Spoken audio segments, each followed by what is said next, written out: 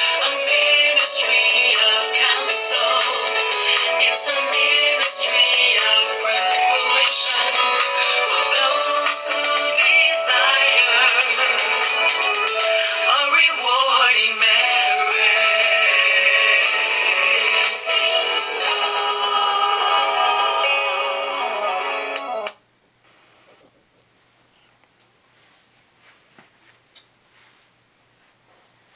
Hello everyone, and welcome to Let's Talk Relationship with Grooming Singles. I'm Minister Margie Bell.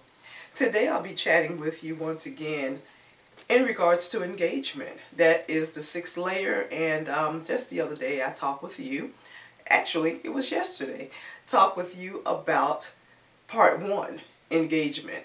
I'm going to do a little series because there's so much to engagement before you get to marriage, and I'm going to have to do a little series on marriage as well because there's so much to that. And this is a very serious area that you have gone into. So I want to make sure I give you some snapshots along the way. So again, I'm going to talk with you about engagement part two. And when I left off with you last time, I was sharing with you that it's very important that the two of you begin to think about each other more. What I mean by that is begin to think on the level of marriage, because that is where you are going. So you have to think where you are going. You are going in the direction of marriage, and you're going to become one. You're not going to be two people anymore. You're going to be one. So you have to begin to practice, because it just doesn't happen automatically. Like when you get to the altar and you begin to take your vows and you begin to say, I do. That's not a automatic thing. When you say I do, all of a sudden you're going to begin to think as one. Surely the Bible talks about the two becoming one flesh, and that it's a mystery, that you don't know how it happens, that you actually, two people actually become one, but it's a spiritual thing. But in the natural, it's up to both of you to become one in the natural, where you actually purposely think about one another and include each other in your day-to-day activities. Now, for instance, men, I'm sure that you're used to just hanging out with the boys anytime you get ready. But now you're going to have to think about her before you think about hanging out with the guys, because the guys can't be more important now than she is. So you have to begin to include her in your thought process. So when the weekend comes and you want to hang out, you might want to share with her first what it is that you're thinking about doing, rather than just assuming that it's going to be okay, because that was the single way of thinking. You're single, yes, but you're really not single in your thinking anymore. So that's why it's a process. That's why it's a learning process. And you have to begin to walk in that now. You can't wait until you get married and then try to fall into that, because it's not automatic. Same for you ladies, that I'm sure being single for a while, you're used to doing what you want to do. I'm the same way. I've been single a long time, and I'm used to going and coming as I please. I don't have to ask anyone if I can do anything or go any place or spend any money, because that's another area right there, ladies, that you just can't pop out once you get married. While you're engaged, you know, you're pretty okay right now, but when you get married, you just can't go out and just spend money like you used to without consulting with your husband. And same thing for you, gentlemen. I know you're the man and everything, and I know that you're the head, but you have to remember that when it comes to finances, you just don't go out and just spend money and just do whatever you want to do without consulting her. You are partners. You're supposed to be working together. And money is one of the main things that causes a lot of friction in your marriage. So you have to be mindful now. Think about the other person. Just don't go and do whatever you want to do without consulting them, because it's so very important. Okay, so want to go into some other areas now about engagement. So let's take a peek at the book again, the Grooming Singles book, and want to just ask just a few things to you today about where you are. First question I want to ask is, ladies, this is going to be a question for the ladies.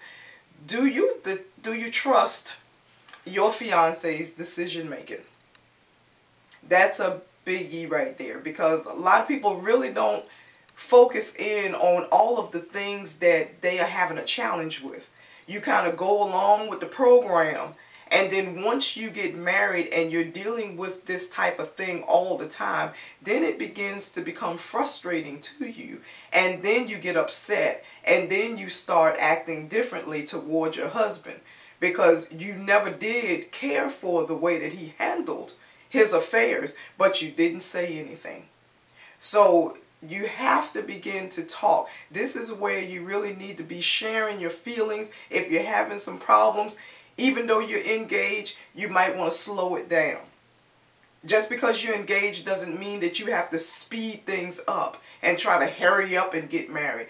It might be some things you still need to work out. Just because you're engaged doesn't mean that you're ready to go. You might want to slow things down. If you're seeing some areas that you're still challenged in, don't get married yet. Continue to be engaged. Take your time. Some people are engaged for several years before they get married. You have to know when the time is right. So don't let a ring on your finger, ladies, cause you to want to rush into things. And you rush out and start spending a whole lot of money on your wedding gown and all of the plans. And you're not really ready in your heart and in your mind. You're just excited about getting married. You have to be more excited about marrying the person, being with the person, rather than the actual wedding day.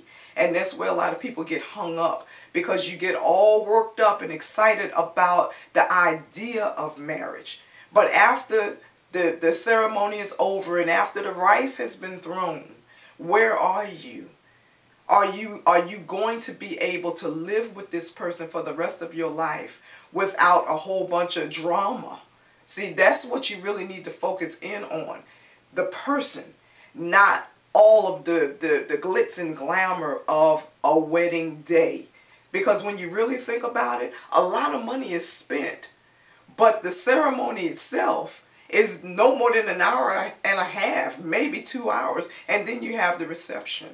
So it's not even an entire day that you're spending all of these thousands of dollars for. So think about that. Think about what's more important. What's more important is your life after the wedding, not the day of, with all of the money being spent. You want your marriage to be the center. You want what you have after the wedding and after the reception to be more important than just those items right there, okay? So please keep that in mind. Now, going back to the decision-making thing, are you satisfied with the way he makes decisions?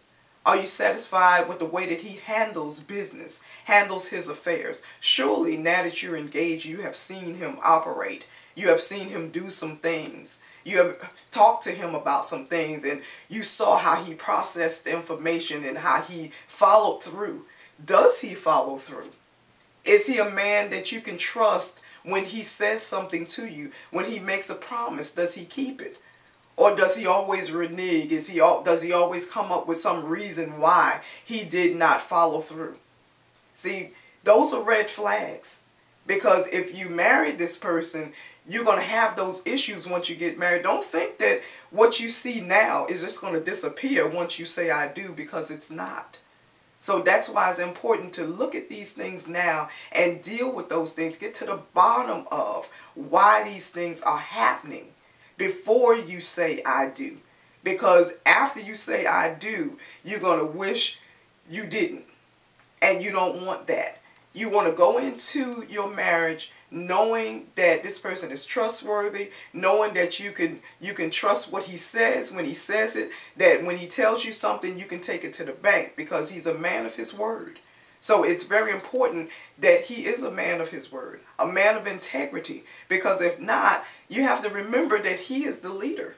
You're going to be following him. He's not supposed to be following you. You're supposed to be following him. So if he can't do what he said he's going to do, if he doesn't make good decisions, where are you following him to? Where are you going to end up if he makes decisions in a way that you're not satisfied with? So ladies, please be mindful of that, because it is so very important. I know I got to get ready to end, but let me see if there's something else that I want to ask you just before we do that. I want to ask you ladies too, this is going to be another lady question. Does he borrow money from you? Because sometimes, you know, you get in these relationships, and this happened to me, so that's why I want to share with you. I want to be transparent with you along the way, because I want you to know that I've gone through some things too. Just because I'm talking to you doesn't make me an expert on everything. I'm talking to you because I care, and I want to make sure you don't fall into the same things that I could have fallen into. The Lord spared me, and that's why I have to turn back now and share these things with you, so that you don't wind up going through the same situation, but only if you take heed to what I'm sharing with you. So if you decide that you're going to do what you want, even after someone shares with you what they've gone through, then, you know, well, like I said to you before, the choices you make are the choices that you have to live with. So, does he borrow money from you? Because if he's borrowing money from you, I want you to know that that's a huge red flag. Because a man really shouldn't be borrowing money from the woman. Okay? If he's borrowing money from you, that should tell you something. That should tell you that either he's not making enough money, or he doesn't know how to handle his money in a way to where he's taking care of his business and still able to have some money left over. Maybe he's squandering it away. He's doing some other things with his money, and then before he gets paid again, he's a little dry, so he comes to you and asks you, can I borrow some money from you? That's not a good thing, because that should show you right there that he might not be ready to marry you, because if he's borrowing, that means he might not be able to handle things later on once you get married. So please pay attention to that. As you're making plans, some of you may have begun to make wedding plans because you are engaged. So are you spending most of the money for the wedding? Are you the one paying for the reception hall and paying for the venue for the wedding ceremony? Pay attention to all of that, because I was the one that put up the money for the venue where we were going to get married. I was the one that started putting down the down payment for our honeymoon. I was the one that was doing that. So if that's the same thing that's happening to you, be careful, because there's a big red flag, ladies, is waving in the wind, letting you know that there's an issue with finances with this man that you're about to marry. And you don't want to marry him and then find out after you said I do that he's not able to take care of you the way that he's supposed to. Okay, so I'll be chatting with you again. I love talking to you about these things. Please take heed to what I'm sharing with you, because it's so serious. And I want you to be happy. I want you ladies to be happy. Men, I want you to be happy as well. So please take heed to these things. Until next time, from my heart to your heart, I'm Minister Margie Bell.